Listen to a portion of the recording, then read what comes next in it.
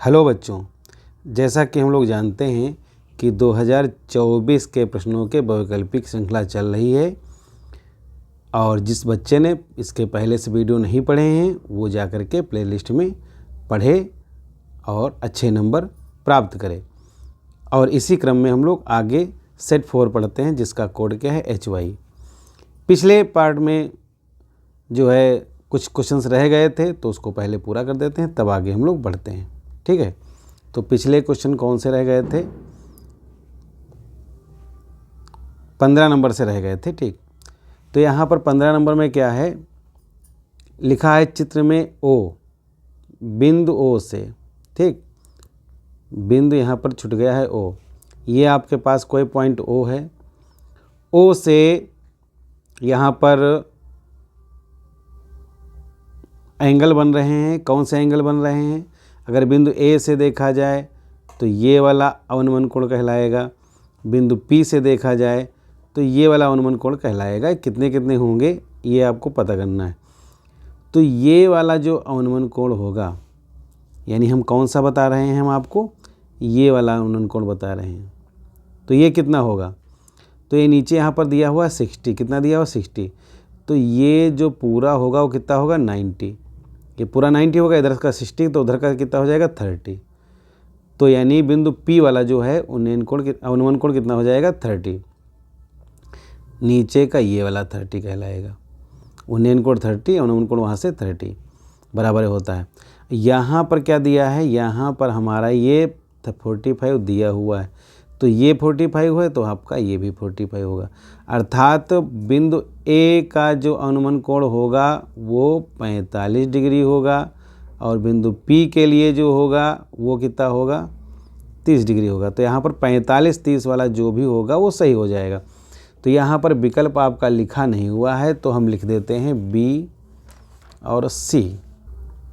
तो यहाँ पर आपका जैसे B नंबर में लिखा हुआ है ये 45 और 30, तो हमारा कौन सा सही हो जाएगा? B number. अगला क्वेश्चन देखते हैं। अगले में क्या है कि एक कोई त्रिभुज है जिसका कोण C कितना है 90 डिग्री, यानी एक हम ऐसा त्रिभुज बना लेते हैं जिसका कोण C 90 डिग्री है। यानी जब भी कोई कोण दिया होता है, कभी भी ऐसी कोई बात हो त्रिकोणमिति के लिए, तो जो यहाँ पर कोण दिया होता है वो यहाँ पर ले लेना चाहिए। जैसे यहाँ पर हमारे पास क्या दिया हुआ है A, तो यहाँ पर A लिखना है आपको यहाँ पर, ठीक। बाकी ये कोण C 90 यहाँ पर लिख लिया, बाकी बचा आपका B। अब यहाँ पर जैसा कि हम लोग जानते हैं यहाँ पर दिया क्या है, tan A बराबर 1/√3। चूँकि ये हमने देखा कि हमारे पास ये tan का कोण बनता है, तो कोण के अकॉर्डिंग बना लेंगे, अन्यथा इसका हम चित्र के आधार पर लगाएंगे। तो यहाँ पर कोण बनता है, कोण में क्या है, जैसे tan A, ये tan आपका 30 का मान होता है, तो यहाँ पर tan कट जाएगा, कितना रहेगा आपका 30 डिग्री, यानी यहाँ वाला जो कोण रहेगा वो 30 डिग्री रहेगा। और चूँकि ये 90 डिग्री है तो ये आपका कितना हो जाएगा 90 और 30 कितना होगा 120, यानी कि आपका ये कितना रहा 60। हम सभी कोण जान गए। अब इसमें हमको थोड़ा सा आसान रहेगा क्योंकि हमने जो है सभी कोण सीख लिया है। तो यहाँ पर क्या रहेगा कि जैसे आपके पास जो मान दिया है, आपसे पूछ क्या रहा है,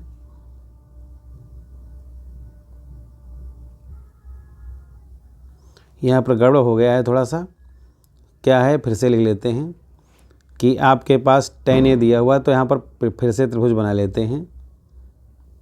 क्या है त्रिभुज में कोण C आपका 90 लिखा हुआ है, तो यहाँ पर आप C डाल लें क्योंकि ये 90 है। और जो आपका कोण दिया होता है, जैसे A यहाँ पर लिखा है तो उसको यहाँ पर रखना चाहिए, बाकी जो बचा यहाँ पर लिख लो। तो यहाँ पर क्वेश्चन में क्या दे रखा है कि tan A बराबर कितना दिया है 1/√3। हम देखते हैं ये हमारे पास कोण बन रहा है, कितने का कोण बन रहा है tan 30 का बन रहा है। कोण बन जाए तो ज़्यादा अच्छी बात है, कोण ही ले लेना चाहिए। तो यहाँ पर 30 बन गया, तो ये आपका कितना हो गया 30 डिग्री, ठीक है। अब ये 30 डिग्री हो गया, ये आपका 90 पहले से था, तो ये वाला कितना हो जाएगा 60 डिग्री। अब ये तीनों कोण पता हो गए, तो इसी आधार पर हम लोग जो है मान डाल सकते हैं। देखो यहाँ पर क्या किसका निकालना था हमको, sin A cos B, cos A, sine B. सारे हमको एंगल पता ही हैं तो सारे मान ही रख लेते हैं। जैसे यहाँ पर ए का मान कितना दिया हुआ है, तो ए का मान दिया हुआ है 30। कास बी, बी का मान कितना दिया हो, तो बी का मान दिया है 60। फिर कास ए का मान 30 और बी का मान 60। तो वैसे तो ये पूरा देखा जाए, ये हमने आपको क्लास में बता रखा है कि पूरा सूत्र होता है, लेकिन चूँकि आपके सूत्र ये हाई स्कूल के कोर्स में नहीं है तो चाहो तो इसको ना पढ़ो, यानी सूत्र के रूप में ना पढ़ो, ऐसे मान रख लो इसके, ठीक। तो यहाँ पर क्या मान इसका जाएगा, साइन 30 का 1/2 होएगा, कास 60 का भी 1/2 होगा, और कास 30 का √3/2 होगा, और साइन 60 का √3/2 होगा। तो यहाँ पर हम क्या करेंगे, 1 की मल्टीप्लाई करेंगे तो 1 रहेगा, 2 की मल्टीप्लाई करेंगे तो 4 हो जाएगा, प्लस √3 मल्टीप्लाई करेंगे तो 3 रहेगा, 2 की मल्टीप्लाई करेंगे तो 4 हो जाएगा। तो कुल मिला के यहाँ पर हम जब जो है ये 3 और 1 ऐड करेंगे तो कितना आएगा ऐड हमारा, ऊपर का 4 नीचे का भी 4, तो कट के कितना आएगा 1। तो अर्थात कौन सा सही हो जाएगा, सी नंबर सही हो जाएगा। अब अगले में चलते हैं। अगले में क्या है, एक घड़ी की मिनट की सुई कितनी है, r सेंटीमीटर। घड़ी कोई भी हो, जैसे यहाँ पर हम गोल घड़ी ले लेते हैं, तो यहाँ पर मिनट वाली सुई दी है कितनी, r त्रिज्या, r सेंटीमीटर लंबाई की। 1 मिनट में सुई द्वारा बनाए गए त्रिज्यखंड का कोण कितना होगा। क्या पूछ रहा है, 1 मिनट में। तो जो सुई वाली होती है आपकी, कौन सी, मिनट वाली। मिनट वाली सुई अगर पूरा राउंड घूमे, मिनट वाली सुई अगर पूरा राउंड घूमे तो कितना मिनट लगाएगी, आपका 60 मिनट लगाती है, ठीक। एक राउंड घूमने में कितना समय लगाती है, 60 मिनट लगाती है। तो यानी कि अब ऐसे समझ लीजिए, यानी 60 मिनट, ठीक, यानी 60 मिनट में, चूँकि मिनट वाली जो सुई होती है वो 60 मिनट में कोण घूमती है। कितना कोण घूमती, तो 60 मिनट में पूरा घूमेगी 360। तो इसलिए 1 मिनट में वो कितना घूमेगी, तो 1 मिनट में घूमेगी 360/60, अर्थात कितना आ जाएगा, इसको कट कर दो तो 6 डिग्री आ जाएगा। यानी मिनट वाली जो सुई होगी वो 1 मिनट में 6 डिग्री घूमेगी, ठीक है। पूछ रहा है 1 मिनट में ही पूछ रहा है, तो 1 मिनट यानी यहाँ पर थीटा का मान जो रहेगा वो कितना रहेगा, 60 डिग्री रहेगा। अब यहाँ पर पूछा जा रहा है त्रिज्यखंड का क्षेत्रफल, ठीक, त्रिज्यखंड का क्षेत्रफल। त्रिज्यखंड का क्षेत्रफल क्या होता है, त्रिज्यखंड का क्षेत्रफल होता है πr² थीटा बटा 360। तो πr² ऐसे ही रहेगा, थीटा का मान आपका कितना आएगा, 6 डिग्री अपान 360, यानी कि यहाँ पर कट के आपका क्या आ जाएगा, πr²/60। तो इस तरीके से हमारा पहला ऑप्शन सही हो जाएगा। अगला क्वेश्चन हमारे पास क्या है, अगला है 1/2 व्यास वाले ठोस अर्धगोले का संपूर्ण पृष्ठ कितना होगा। ठोस अर्धगोला, ये जैसे आपके पास क्या है, अर्धगोला, ये कैसा है आपका, पूरा ठोस है, ठीक, कैसा है, पूरा ठोस है। ठोस समझते होगे, जैसे कंचा है, काट लिया जाए उसको, ठीक, कंचे को अगर बीच से कहीं काट लिया जाए तो कंचा आपका क्या हो जाएगा, ठोस अर्धगोला हो जाएगा, ठीक। अब इसमें क्या किया गया है, अब इसमें संपूर्ण पृष्ठ पूछ रहा है। तो संपूर्ण पृष्ठ आपका, जैसे ये जो ऊपर का पीला वाला पार्ट दिखता है ये भी आ जाएगा, और ये जो ग्रीन वाला पार्ट दिखता है ये भी आ जाएगा, आपका ठोस है। तो यहाँ पर बात अगर करते हैं हम लोग संपूर्ण पृष्ठ की, तो पीले वाले भाग को हम कहते हैं वक्र पृष्ठ, जो होता है अर्धगोले का 2πr², और हरे वाले भाग को कहेंगे, ये वृत्त के रूप में है, वृत्ताकार क्षेत्रफल, यानी कि πr², अर्थात मिलके कितना हो जाएगा, 3πr²। यानी यहाँ पर अर्धगोले का जो संपूर्ण पृष्ठ होता है, ये सूत्र होता है आपका 3πr²। अब इसमें अगर हम लोग मान रख लेते हैं त्रिज्या का, तो यहाँ पर त्रिज्या का मान दिया कितना है, यहाँ पर तो 1/2 व्यास लिखा है, क्या लिखा है व्यास, तो त्रिज्या जो है वो व्यास की आधी होती है, यानी यहाँ पर कितना आएगा 1/4। तो r का मान यहाँ पर हम लोग जो है कितना रख लेते हैं 1/4 रख लेते हैं। तो यहाँ पर 3π1 और 1/4 का 16 अर्थात कितना रहेगा 3π/16 पाई सेंटीमीटर स्क्वायर। तो कौन सा आंसर सही रहेगा इसका, बी वाला सही रहेगा। अगला क्वेश्चन, अगले में क्या है हमारे पास, किसी बारंबारता बंटन के लिए माध्य, देखो माध्य दिया है 6.1 ले लीजिए, माध्यक दिया है 25.8 ले लीजिए। क्या ज्ञात करना है, बहुलक। तो बहुलक का सूत्र देखो हर सेट में ये वाला क्वेश्चन आ रहा है कि बहुलक ज्ञात कीजिए। तो बहुलक बराबर क्या होता है 3 गुणे माध्यिका माइनस 2 गुणे समांतर माध्य। जितनी बार आप सूत्र लिखोगे उतना याद हो जाएगा। अब यहाँ पर क्या करते हैं हम लोग, मान रख लेते हैं 3 इंटू माध्यिका का मान कितना दिया हुआ, माध्यिका यानी माध्यक अर्थात 25.8, समांतर माध्य यानी कि 26.1। अब इनको सॉल्व करके आप अपना आंसर प्राप्त कर लोगे। तो इसका आंसर आपका कितना आ जाएगा, इतना, जो कि सॉल्व कर लोगे, कई बार पीछे बताया जा चुका है। अगला देखते हैं केंद्रीय प्रवृत्ति की माप। केंद्रीय प्रवृत्ति की माप किसे कहते हैं, तो आपने पढ़ा है समांतर माध्य यानी माध्य, माध्यक पढ़ा है, ठीक है, और साथ में आपने बहुलक भी पढ़ा है। तो हालांकि ये आपके दोनों यहाँ पर होंगे, डी वाला सही हो जाएगा, यानी कि बी और सी दोनों होंगे। तो अगर पूछे केंद्रीय प्रवृत्ति की माप के आप प्रकार बताइए तो कितने बताओगे, 3, क्योंकि केंद्रीय प्रवृत्ति की माप में समांतर माध्य, माध्यिका और बहुलक तीनों आते हैं। तो इनके प्रकार कितने होते हैं, 3 होते हैं, ठीक। तो ये आपका रहा पिछला वाला सेट। अब हम लोग अगले वाले पे चलते हैं। तो अगला आपका कौन सा है, सेट 4, ठीक। यहाँ पर क्या है, बहुपद इतने के शून्यकों का योग ज्ञात कीजिए, ठीक। तो शून्यकों का योग का फार्मूला हम जानते हैं, क्या होता है, -x का गुणांक बटा x² का गुणांक, ठीक। ये आपका शून्यकों का योग का फार्मूला होता है। x का गुणांक, तो यहाँ पर x का गुणांक कितना है, 5 है। x² का गुणांक, तो x² गुणांक कितना है, 3 है, अर्थात 5/3 रहेगा। और यहाँ पर ये माइनस भी लगा लिया जाए तो कौन सा सही हो जाएगा, आपका बी वाला सही हो जाएगा, ठीक। अगला क्वेश्चन, अगले में क्या दिया हुआ है कि समीकरण इतना तथा इतने कोई हल नहीं के लिए ए का मान कितना होगा। कोई हल नहीं का हल क्या होता है, सूत्र पहले सेट में आपका सभी लिखवा दिए गए, कोई हल नहीं के लिए, ठीक। अगर कोई हल नहीं कहेगा तो इसका मतलब आपका A1/A2 बराबर है B1/B2 बराबर नहीं होता है C1/C2 के लिए।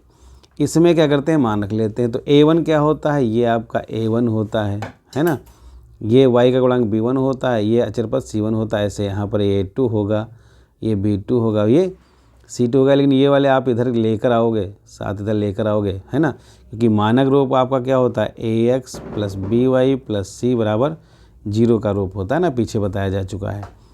तो अब यहाँ पर जो है A1 का मान क्या रख लोगे, 2, A2 का मान कितना है, 3, B1 का मान A, B2 का मान -5, C1 का मान आपके पास 1 और C2 का मान 7।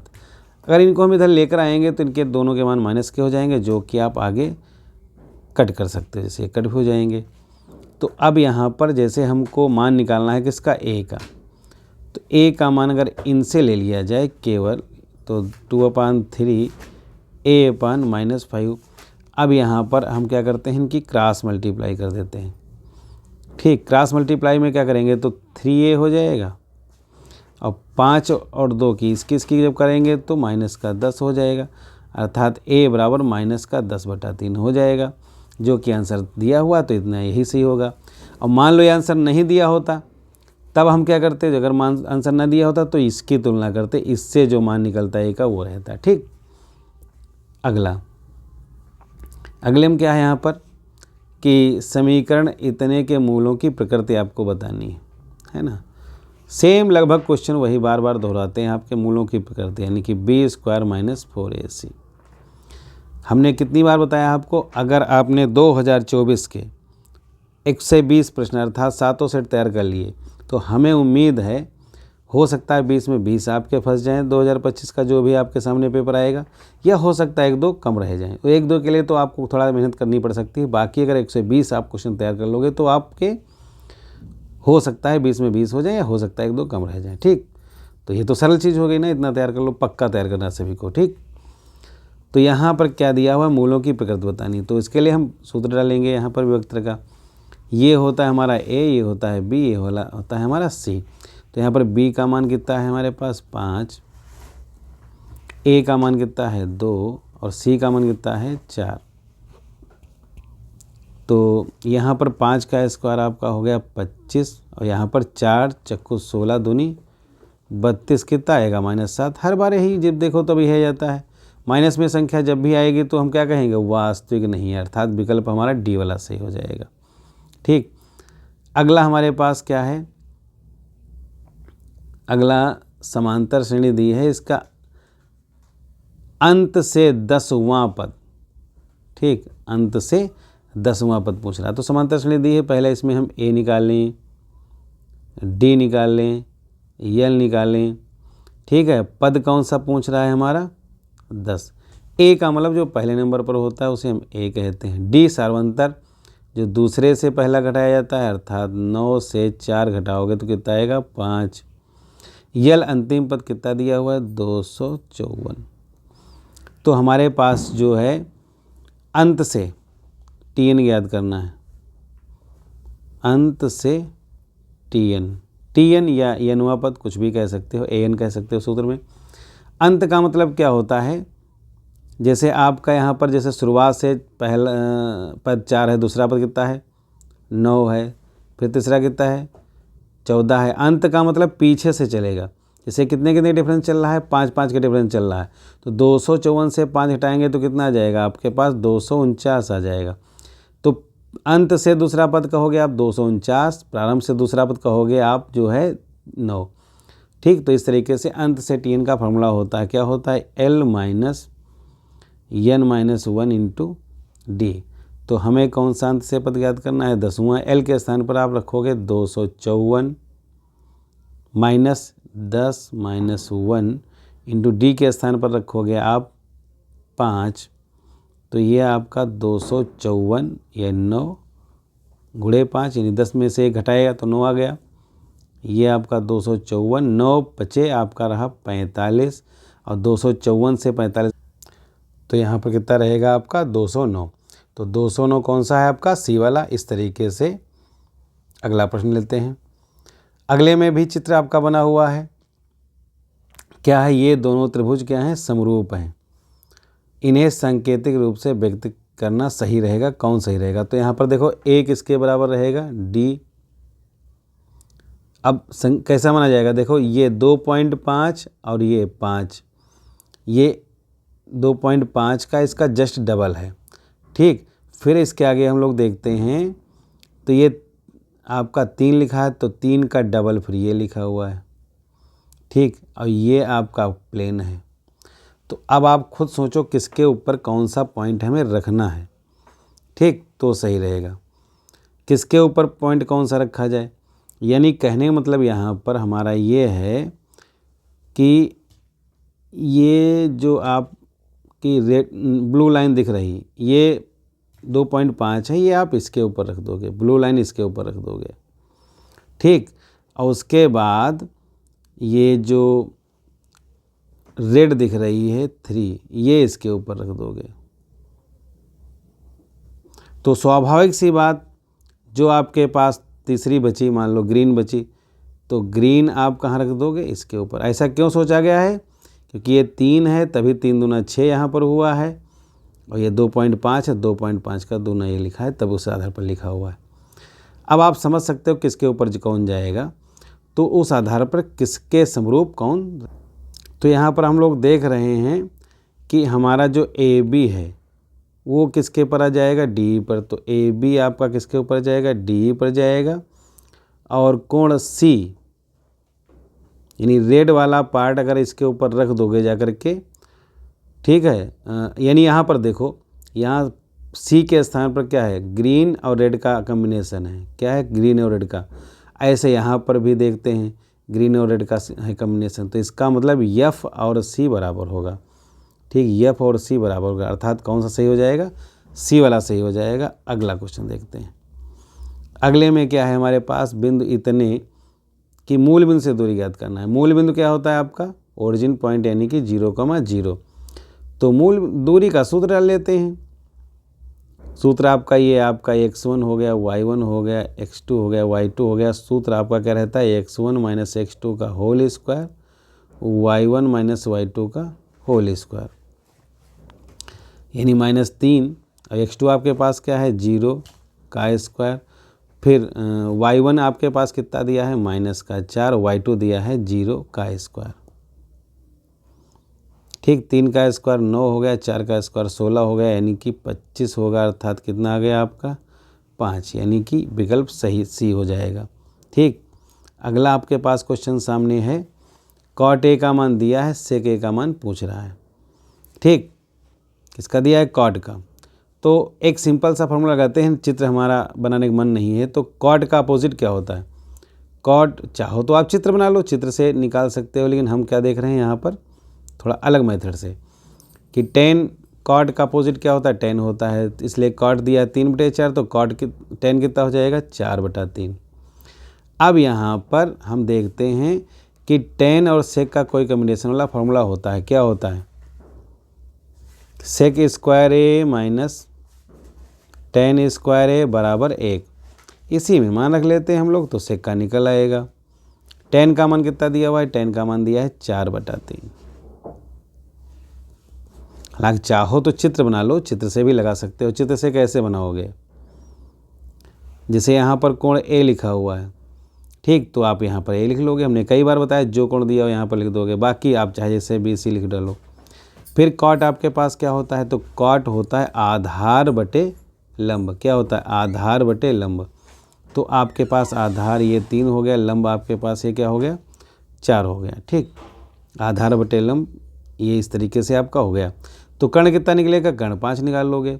अब आपसे जैसे टेन पूछ रहा है, ठीक, टेन पूछ रहा है, तो टेन क्या होता है, लंब बटे आधार होता है। क्या होता है, लंब बटे आधार, यानी कि 4/3। ओह, टेन नहीं पूछ रहा, आपका पूछ रहा है, क्या पूछ रहा है, सेक। तो सेक क्या होता है आपका, कर्ण बटे आधार। सेक आपका होता है कर्ण बटे आधार। तो कर्ण आपका 5 है, आधार आपका 3 है, तो 5/3 आपका कौन सा है, डी वाला आपका सही हो जाएगा। यहाँ पर क्या हल करते हैं इसको, तो सेक स्क्वायर बराबर 1 उधर ले जाओगे, अब इसको उधर ले जाओगे तो प्लस में हो जाएगा। फिर इसको आगे सॉल्व कर लोगे तो इतना निकल आएगा। हालांकि ये थोड़ा सा बड़ा हो जाता है, लेकिन आगे आपको परीक्षाओं में, एग्ज़ाम में आपको इसी मेथड से लगाना होगा। अभी के लिए यही सही है। ठीक, तो यही वाला नोट कर लीजिए। अब अगला चलते हैं। अगले में क्या है, यहाँ पर क्या दिया हुआ है, tan a और sin a लिखा हुआ है। अब आपसे a का मान पूछ रहा है, तो जैसा अगर लिख लेते हैं tan a बराबर sin a। तो tan आपका क्या होता है, tan आपका होता है sin a बटे cos a, बराबर यहाँ पर क्या लिखा हुआ है, sin a। अब यहाँ पर क्या है कि अगर ये साइन आप कट कर दो तो क्या रहा आपका, कास ए बराबर 1। और ये ए कास के कितने मान होता है, कास 0 डिग्री का मान होता है। अर्थात ए का मान क्या रहेगा, 0 डिग्री। अर्थात कौन सा सही हो जाएगा, विकल्प आपका ए वाला सही हो जाएगा। अगला क्वेश्चन लेते हैं। तो अगले में क्या लिखा हुआ है कि एक छड़ की लंबाई उसकी छाया के अनुपात इतना दिया हुआ। बहुत सिंपल सा क्वेश्चन है, कई बार लगा चुके हो आप लोग। ये रही छड़, ये रही छाया, मान लो यहाँ कोई सन है, ठीक, इसका इस पर प्रकाश पड़ेगा तो ये वाली छाया हो जाएगी। ठीक, ये इसकी छाया हो जाएगी। तो क्या कह रहा है, छाया से अनुपात, छड़ का छाया से अनुपात, यानी क्षण 1 है तो छाया कितनी है, √3 है। हमको यहाँ पर कोण ज्ञात करना है, इसलिए ज़्यादा लगाने की जरूरत नहीं है, सीधे लिख देते हैं tan। और लंब बटे आधार होता है, यानी कि 1/√3। अब ये tan का कितने का मान होता है, तो ये हम लोग जानते हैं, ये आपका tan 30 का मान होता है, यानी थीटा बराबर कितना हो जाएगा, 30। ठीक है। अब ये रेशियो है, रेशियो के आधार पर सोच सकते हो कितना रहेगा। मान लो दोनों का 1:1 होता है तो कितना रहता है, 45। ठीक। अब अगला, या मान लो √3 ऊपर होता है, 1 नीचे होता, तो आपका कितना हो जाता है, 60। अब यहाँ पर सवाल में पढ़ने के लिए ज़रूरत ये है कि क्या लिखा है, क्षण का उसकी छाया से अनुपात, यानी क्षण पहले है, छाया बाद में है, तो छाया नीचे रहेगी, ऊपर रहेगा ये क्षण, यानी 1/√3, अर्थात इसका कितना होना चाहिए, 30। ठीक। तो अगला क्वेश्चन हमारा क्या है, अगला हमारे पास क्या लिखा हुआ है कि एक वृत्त के व्यास के सिरों पर खींची गई समांतर स्पर्शियां की संख्या बताओ। एक वृत्त के व्यास के सिरों पर, जैसे एक वृत्त हमने बनाया, व्यास तो वृत्त के बहुत होते लेकिन एक व्यास बना लिया, कह रहा एक वृत्त के व्यास के सिरों पर, तो व्यास तो एक ही होगा, एक के लिए दूसरा भी व्यास हो सकता है, तीसरा भी हो सकता है, एक वृत्त का अनंत व्यास हो सकता है, लेकिन अगर एक व्यास देखा जाए तो एक व्यास पर अगर स्पर्शी खींची जाएंगी तो कितनी खींच सकते हो, तो इनकी संख्या यहाँ पर क्या दिया हुआ है, 12 सेंटीमीटर त्रिज्या के लिए 60 डिग्री कोण दिया हुआ है। त्रिज्यखंड का क्षेत्रफल पूछ रहा है, तो त्रिज्यखंड का क्षेत्रफल सूत्र क्या होता है आपका, πr² θ/360। जितनी बार जरूरत हो उतनी बार आप सूत्र डालो, मान रखो, गुणा भाग करो, उतने प्रैक्टिस होगी। ठीक, जितना कर सको करो। तो यहाँ पर सभी में देखते हैं कि पाई लिखा ही हुआ है, तो आप पाई पढ़ा रखो। त्रिज्या का मान हमारे पास कितना दिया है, इसमें 12 दिया हुआ है त्रिज्या का मान, तो 12 लिख लो, 12 को 2 बार लिख लो, इंटू 60/360। अब इसमें आगे कट किया जाए तो 0 0 कटा, 6 कम 6 छाक 36, 6 दूना 12, तो कितना रहेगा, 12 दूना 24 पाई, अर्थात कौन सा सही हो जाएगा, बी वाला सही हो जाएगा। अब अगला क्वेश्चन हमारे पास कौन है, तो अगला है, यदि गोले का व्यास d है, यहाँ पर क्या लिखा है, d। अगले क्वेश्चन में क्या है, यदि गोले, अच्छा ये तो हो ही चुका है आपका, यहाँ पर क्या लिखा हुआ है, r त्रिज्या के एक ठोस अर्धगोले का कुल पृष्ठ कितना होगा। तो कुल पृष्ठ कितना होता है, 3πr², ऐसा हम लोग पहले जानते हैं, सूत्र डायरेक्ट हो गया। अगला हमारे पास यहाँ पर क्या लिखा हुआ है, इसकी हमें माध्यिका निकालनी है। तो माध्यिका कैसे निकालते हैं, माध्यिका के लिए तो भाई पहले संचयी बाध्यता निकालनी पड़ती है, तो ये क्वेश्चन थोड़ा नहीं बड़ा हो जाएगा। ठीक, लेकिन यहाँ पर पूछ क्या रहा है, माध्यिका वर्ग कितना होगा। ठीक है, तो यहाँ पर माध्यिका वर्ग पूछ रहा है, तो माध्यिका वर्ग जानने के लिए आपको इसमें पहले इसकी संचयी बारंबारता बनानी पड़ेगी। संचयी बारंबारता कैसे बनाते हो, तो पहला वाला जितना लिखा होता है उतना ही लिख लेते हो, फिर अगले में अगला वाला ऐड कर देते हो, तो अगला कितना हो जाएगा, 6 4 10, फिर अगले में अगला ऐड करोगे तो कितना हो जाएगा, 15, फिर 15 में 8 ऐड करोगे 23, 23 में 2 जोड़ोगे कितना हो जाएगा, 25। तो ये पहले क्या आपने CF बना लिया। फिर यहाँ पर माध्यिका वर्ग जानने के लिए हम पहले माध्यांक जानते हैं, यानी कि माध्य पद जानते हैं। माध्य पद का सूत्र होता है, यहाँ पर देखते हैं कि लास्ट में इनका जोड़ जो है, यफ जो है उसका जोड़ कितना आया, तो यफ का जोड़ कितना आया आपका है, 25 आया। तो 25 यहाँ पर क्या है, विषम संख्या है। तो विषम के लिए माध्य पद का सूत्र अगर हम डालेंगे तो क्या हो जाएगा, n+1/2 पद हो जाएगा। n का मतलब यहाँ पर क्या रहेगा, यही जो आपका 25 निकला हुआ है। तो 25 यहाँ पर जब रखेंगे तो 25 + 1/2 यानी कि 25 और 1 कितना हो गया, 26, 26 यानी कितना हो गया, 13वां पद हो जाएगा। अब हम लोग क्या करेंगे, देखेंगे 13वां पद संचयी में किसके बराबर है। ठीक, तो संचयी में किसके बराबर है 13वां पद, तो 13वां पद आपका किसी के बराबर तो है नहीं, लेकिन लगभग किसके है, आपका 15 के बराबर माना जाएगा, या तो उसके बराबर मिल जाए या उससे जस्ट बड़ा। तो 13 से बड़ा कौन सा संचय में देखा जाएगा? 15। तो 15 के सामने कॉलम हमारा माध्यिका का रहता है। ठीक है, तो 15 के सामने ये माध्यिका वर्ग कितना लिखा हुआ है? 10 से 15। कितना लिखा हुआ है? 10 से 15। तो इस तरीके से इसका 10 से 15 वाला रहेगा, अर्थात विकल्प इसका कौन सा रहेगा सही? 10 से 15 किसमें लिखा है? सी वाले में रही है। ठीक है, तो अगला चलते हैं हम लोग। अगले में क्या लिखा हुआ है? किसी वामता सारणी के साथ माध्य और माध्यिका दिया हुआ है। ठीक, हर सेट में आता है। कितना बहुलक होना चाहिए इसका? ये आपका HW में है, स्वयं लगा लेना। ठीक, हर सेट में आता है। अगला हमारे पास क्या दिया है? इसका माध्य निकालना है। ठीक, क्या निकालना है इसका? समांतर माध्य निकालना है आपको। तो समांतर माध्य के लिए आप लोग जानते हो, पहले सेट में बताया गया था, पहले इसका माध्यमान बनाया जाता है, यानी 10 और 0 जोड़ोगे कितना आएगा? 5। ऐसे 10 और 20 आप जोड़ लो, 30, 30 का आधा 15। तो ऐसे 10-10 का डिफरेंस है, तो अगला आपका कितना आ जाएगा? 25 आ जाएगा, फिर 35 आ जाएगा। फिर अगले स्टेप में क्या करते हैं? इनकी मल्टीप्लाई कर देते हैं, इनकी मल्टीप्लाई कर देते हैं, फिर उन मल्टीप्लाई को जोड़ लेते हैं। यानी यहाँ पर जो समांतर माध्य हम लोग लिखेंगे तो वो क्या होता है? सिग्मा FX बटा सिग्मा EF। FX का मतलब इनकी मल्टीप्लाई। ठीक, तो 5 दूना आपका कितना हो गया? 10, और ये 15 एकम 15, 25 चक्कू 100, 35 तियाँ 105। तो इस तरीके से हम जोड़ लेंगे। अब इनका 2 1 3 4 3 7 3 10। अब इनको हम लोग जोड़, तो इनका जोड़ आपका 230 हुआ बटा 10। इसका 0 0 कट गया, कितना आया? 23। तो इस तरीके से इसका 20 विकल्प सही हो जाएगा। ठीक, अगला क्वेश्चन हमारे सामने क्या है? तो अगले में क्या है? एक अधिवर्ष में 53 सोमवार। तो हमने आपको बताया है अधिवर्ष यानी कि लीप ईयर।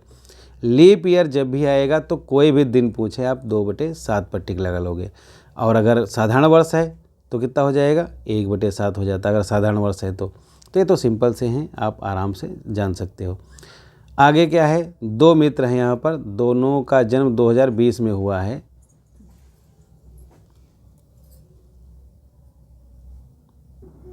तो यहाँ पर फिर हम वही बात कहेंगे कि यहाँ पर 2 मित्र हैं, 2020 हुआ है। अब 2 मित्र हों चाहे 4 मित्र हों, जन्मदिन अगर मनाने का तरीका रहेगा तो 2020 हमारा 4 से विभाजित है। 4 से विभाजित है तो ये आपका क्या हो गया? अधिवर्ष हो गया। अधिवर्ष में आपको याद रखना है 2, और साधारण वर्ष अगर दिया है, साधारण वर्ष अगर दिया है तो उसमें याद रखना है 1। तो इसमें अब लीप ईयर यानी 366 दिन का होता है। 2 मित्र हैं और दोनों का जन्मदिन एक ही हो, तो इसलिए इसका क्या रहेगा आपका? 1/366। वो 66 नहीं, 66 तो रहेगा ही आपका, लीप ईयर में होता है। लेकिन यहाँ पर हमने कितनी बार बताया है कि जो है अधिवर्ष की बात है तो उसमें 2 रहेगा, तो 2/366 रहेगा। ठीक, क्या रहेगा? 2/366। अब अगला क्वेश्चन हमारे पास क्या दिया है? 2 बिंदुओं के बीच की दूरी कितनी होती है? तो 2 बिंदुओं के बीच की दूरी के लिए हम लोग D बराबर सूत्र डालते हैं। क्या होता है? x1 - x2 यानी कि 2 - 4, बहुत बार लगा चुके हैं, और 3 - 1, अर्थात कितना रहेगा? यहाँ पर 2 बचेगा माइनस का, और यहाँ पर भी 2 बचेगा, यानी कि आपका भी 4 रहा, 4 रहा, अर्थात कितना रहा? 8। 8 के गुणनखंड करोगे 2 × 2, तो 2 का जोड़ा बन जाएगा बाहर और 2 अंदर, यानी क्या रहेगा? 2√2 रहेगा। अब अगला हमारा क्वेश्चन क्या है कि कौन सी संख्या इसमें अपरिमेय संख्या है? अपरिमेय कौन सी होती? जो रूट के बाहर नहीं निकलती। तो ये तो परिमेय है ही है। ये 81 2 × 9 निकल आएगा, अर्थात ये 18, ये भी परिमेय हो जाएगा, ये भी 5 हो जाएगा। तो अपरिमेय कौन सी हो जाएगी? ये √2 अपरिमेय संख्या होती है, उसके साथ कोई भी जुड़ा घटा हो सब अपरिमेय हो जाएगा। तो आज के लिए इतना ही रहेगा, अगला अगले पार्ट में देखते हैं। ठीक, तब तक के लिए गुड नाइट। यदि आप शाम को देख रहे हो तो गुड नाइट आपके लिए, या सुबह देख रहे हो तो गुड मॉर्निंग हो गया। ठीक, तब तक के लिए बाय बाय।